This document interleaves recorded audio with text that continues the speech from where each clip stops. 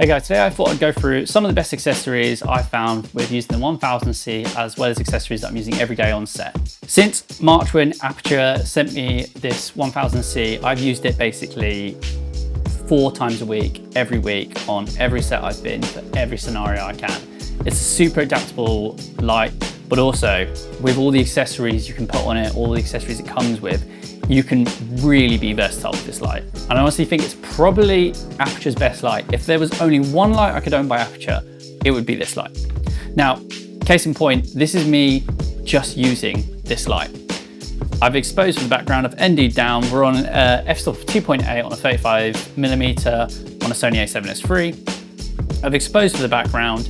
Because I'm so confident in this light, I've just put a light dome on just to expose. Now, usually I would put hair light, I'd put it up here, just out of scene, and just throw it onto my hair.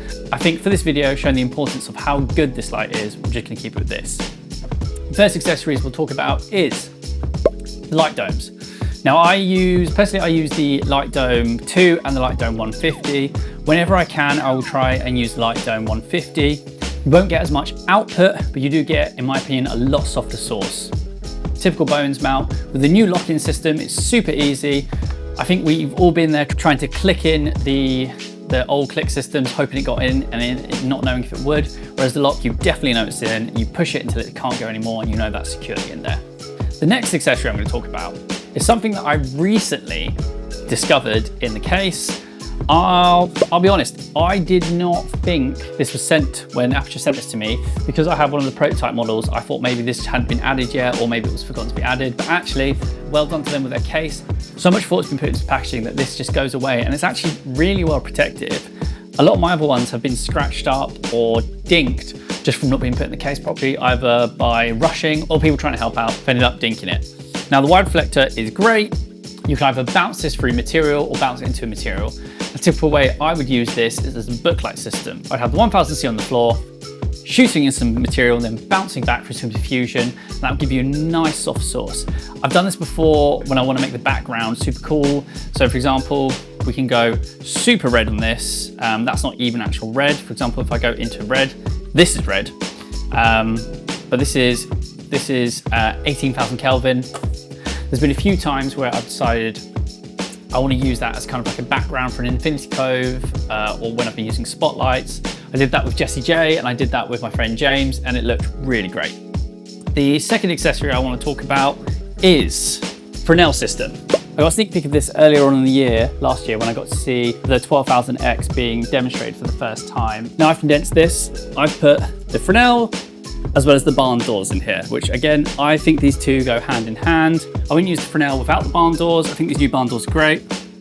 Super sturdy, super great. Andrew Locke did a great video where he's talking about how you cut a lot of spill when you use it combined. But again, super small Fresnel. When we spot it, it gets a bit thicker. But again, compared to the old Fresnels, the C10s, this is nothing. So I use this all the time.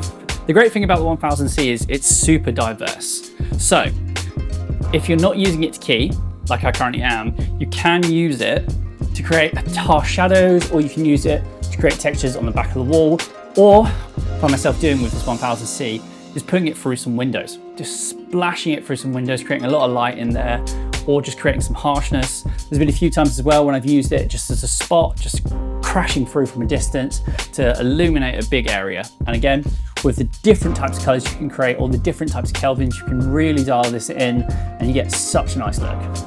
Another great accessory is the Aputure spotlight. The old spotlight mount here, I borrowed this from my friends just upstairs. It is great, okay? One of the perks of using the 1000C is that it is compatible with the spotlight. You can also use it on the Spotlight Max, but what's great is the fact that you can use this on the Spotlight, the OG one that you've got. You may have laying around with your 300, you may have it laying around with your 600, but you're able to get incredible colors. Bounce this into the ceiling, maybe for a little bit of fill. You can either bounce it into walls, create a little bit of fill. If you want to use it as a traditional spotlight, create that circle, or if you want to use shapes. I've personally been using this with 1000C to create some cool colors, or slashes of colors. I did a lot with colors on a music video recently with my friend James, and this was utilized. We showed off all the different colors we can use with 1000C. One of the best ones being yellow, and creating spotlight. And again, 1000 watts. You don't even need to go all the way up to 100%, I find most of the time. Often I'm not going about 50% because I find this is keying it perfectly and this is enough output, but you do have the extra output should you need it with the OG Spotlight. And then some special mentions. First one I'll go for is the Aputure glasses. Great little accessory. Great if you're staring into light. Also, actually, what you can do is you can use the little bit of the glass here, or the little element here, to reflect the sun, so you're not looking directly into the sunlight if you don't have a sun tracking app, and you can see where the sun's going, so it'll bounce through. You're able to safely look at it rather than staring right at the sun and not being able to see, or if you don't have any gaff glass on you. The last accessory that I find really helpful is a pipe clamp. Now, one of the perks of the 1000C is, even though it is one of the heavier, or it's getting towards the heavier types of lights that Aputure release, it's still super light, which means you can grab a pipe clamp and you can put it super high. Now the new Storm series, their lights are junior pin only, whereas the 600s, 300s, they're baby pins, so they can go on C-stands, they can go on Cardellinis. When you get to a junior pin, you need something like this where you can lock in. Pipe clamp is great. You can put it up somewhere if there is suitable, if there's suitable rigging options. You can put it up high, and then again, you've got the option to either use a spotlight, a softbox. Traditionally, I would use a lantern with something like this. Again, when you're throwing on modifiers on top of lights, you do need it to be quite high. So it would probably be mounted from a truss or mounted quite high, and I need to use a scissor lift in order to do that. I spoke about earlier how great the case is. I often just leave this in the case in case I need it. And those are my best accessories for the 1000C that I've been using. Again, fantastic light, super versatile. Check out some of the videos I've suggested in this video, or maybe tell me some of the accessories that you use with this. It'd be great to see what other accessories people have been using and maybe expand what I can do with this 1000C.